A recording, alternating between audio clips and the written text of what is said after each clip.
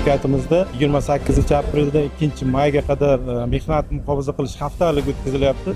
Ushbu haftalik demak O'zbekiston Respublikasi Kambag'allik qisqartirish va bandlik vazirligi, kasaba uyushmalari hamda ish beruvchilar konfederatsiyasi bilan hamkorlikda o'tkazilyapti. Bugun Transport universitetida ushbu ko'rgazma tashkil etildi. Maqsad shaxsiy himoya vositalarini ishlab chiqaruvchilar hamda mehnat muhofaza qilish sohasida xizmatlar bozorini professional ishtirokchilarini bir joyga yig'ib, ish beruvchilarni taklif qilib, ularni bevosita shu joyda uchrashtirib, o'zlarini tashkilotlarida sog'lom, xavfsiz mehnat sharoitlarini yaratish bo'yicha bular bilan hamkorlikni yo'lga qo'yish.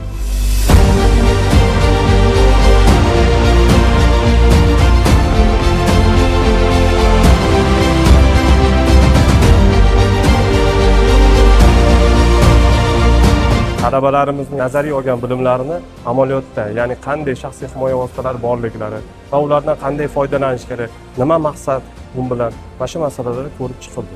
Toshkent davlat transport universitetida ancha yillardan beri mehnat muhofaza qilish sohasiga kadrlarni tayyorlab kelmoqda. Shu bilan birgalikda bu transport universitetida mehnat muhofaza qilish sohasida mehnat muhofazasi ilmiy tadqiqot markazi bo'lib, shu soha vakillarini malakasini oshirish, qayta tayyorlash vazifalari bilan shug'ullanadi. Albatta, mana shunday ko'rgazmalarni ko'p tashkil qilish maqsadga muvofiq hisoblanadi.